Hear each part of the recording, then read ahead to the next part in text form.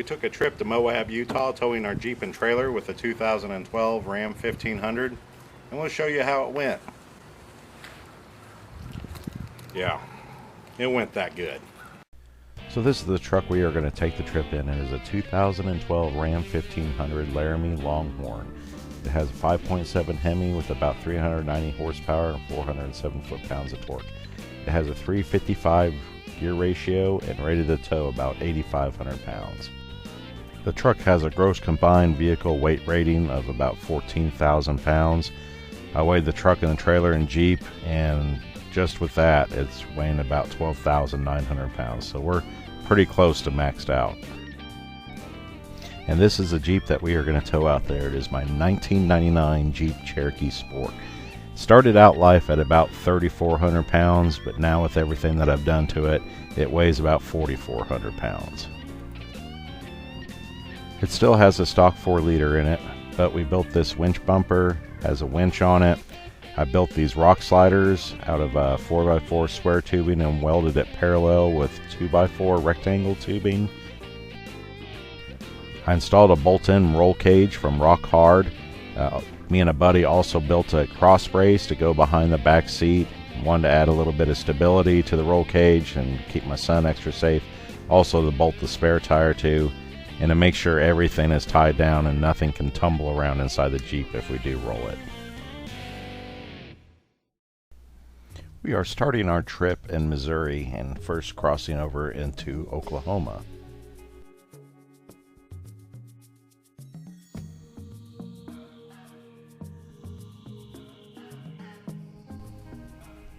We're going to end up spending our first night just outside of Oklahoma City.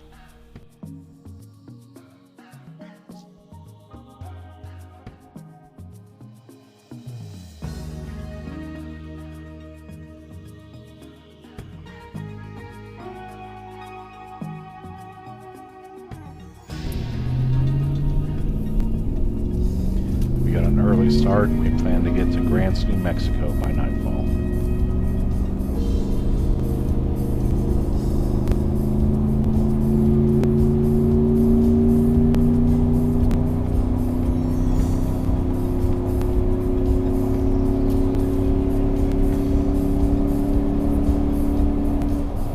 Along the way, we're going to stop and get our cheesy family photos by all the state signs.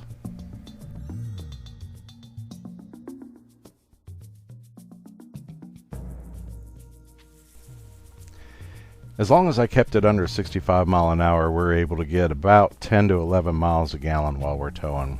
If I ever go above 65, it starts sucking it down even worse and it gets about 9 to 10 miles a gallon.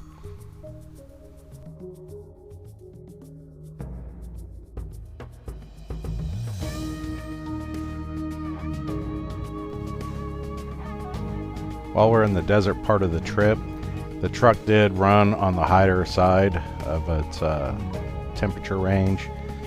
I think it got up to about 224 degrees, which was the high end of normal, but it never did overheat, and I tried to make sure to take it easy on it.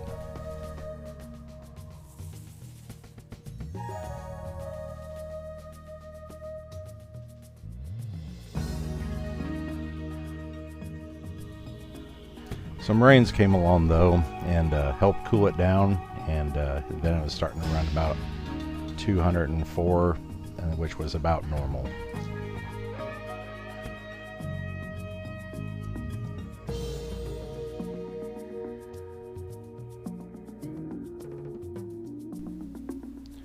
All in all, I thought the truck towed pretty well on the trip. It handled the trailer pretty well. Now, the bigger grades, you know, it's just a half-ton truck. It did struggle a little bit on the bigger grades, but I did try to baby it and not push it really hard because I didn't want to damage it. The truck's brakes aren't exactly the best, and the trailer only had 2 brakes to it, and so I added 2 more and made sure all tires had brakes, and just to make it a little bit safer for the mountain grades.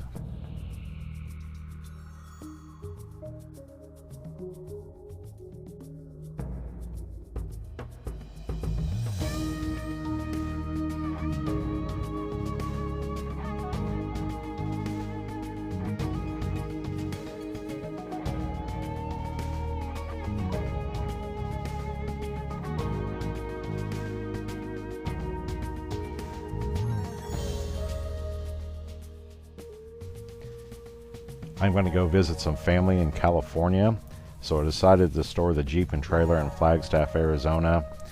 Price of gas in California is really high, and while towing it gets way worse gas mileage. So I figured I'd store it here and then pick it up on our way home and then head up on into Moab, Utah.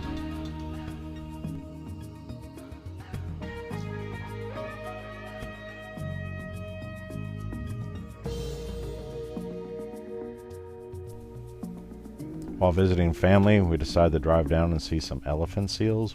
First time I ever seen them, thought it was really cool. On our way home, I caught these shots here.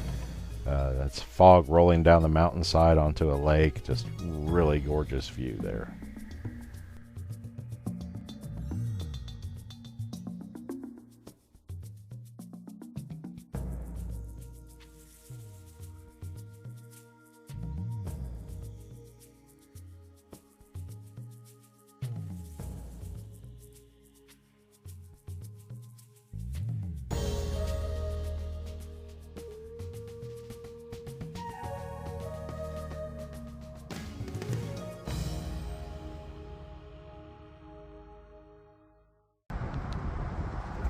Well, like an episode of a show that I really like, we may have a problem with our truck.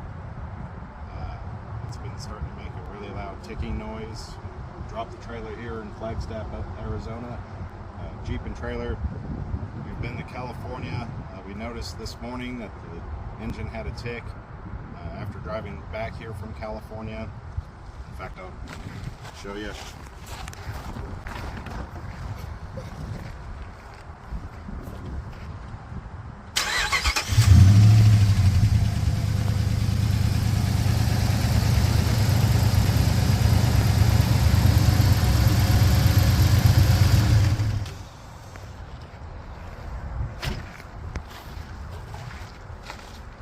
May be hurt, I don't know.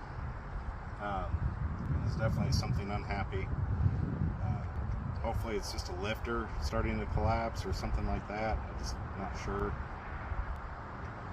Checked the dipstick and I didn't see any glittering or no metal shavings or anything like that. So we're going to attempt to push on from Flagstaff up to Moab. We're going to go through Monument Valley and all that. Hopefully it lives.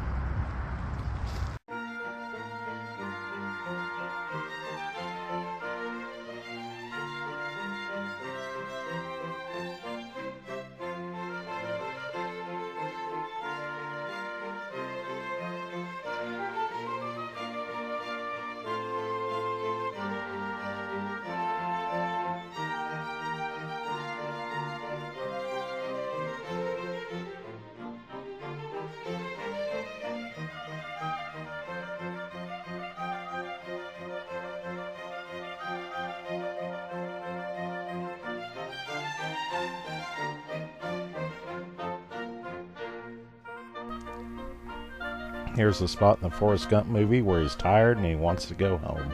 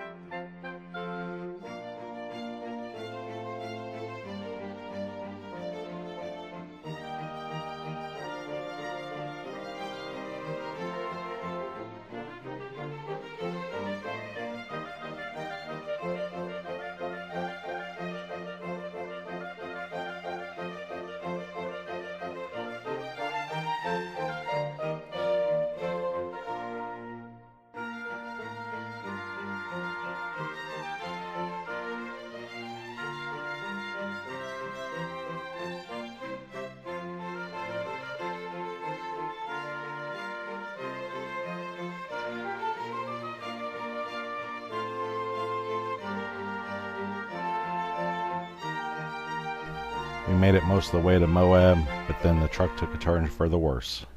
Hear it? Yep.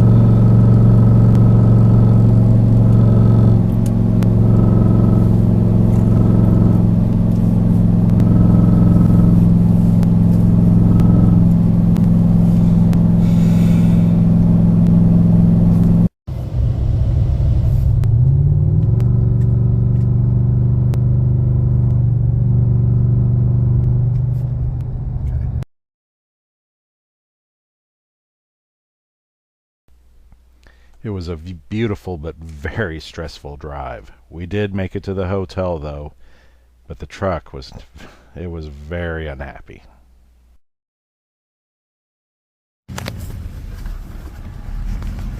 She's trying to dive.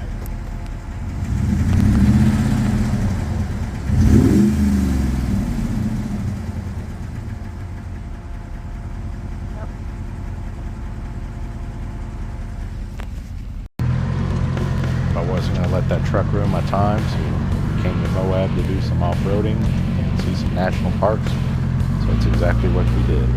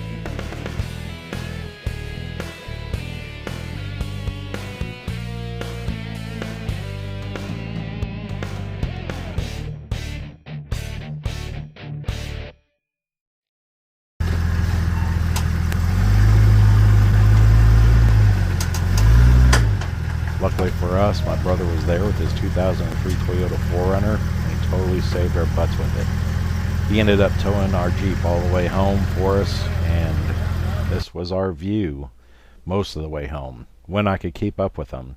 When we got to mountain grades, he actually left us behind because the truck would not keep up, or just couldn't push it hard enough to keep up. About midway through the drive home, the oil pressure started to drop just a little bit, and so I got the oil change. I suspect it was suffering from fuel dilution. The guy changed the oil, said there wasn't any sparklies or anything in it, so it wasn't coming apart, but it was definitely having problems. I ran the codes while we were in Moab, and it did have a number 8 cylinder misfire, so it just led me more to believe that it collapsed a lifter. But with all the problems I've had in the past with this truck, and then this, about stranding my family, I was done with it. When we got back to Springfield, we went in the next day to trade it off. To make the situation even worse, my wife slipped and fell out of the replacement truck while we're looking at it inside the dealership in the service center. She broke her ankle in 3 places, had to have surgery, and have hardware installed. So now we're at the end. And would you want to travel in a half-ton Ram 1500, towing a heavy load halfway across the country? I wouldn't do it again.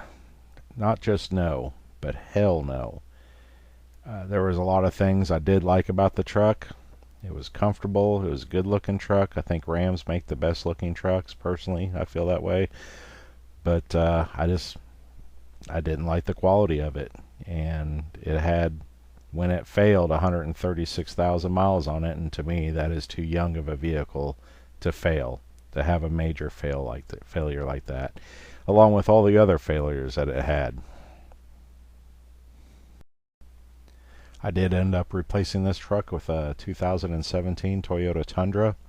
Toyotas seem to have a better reputation for quality.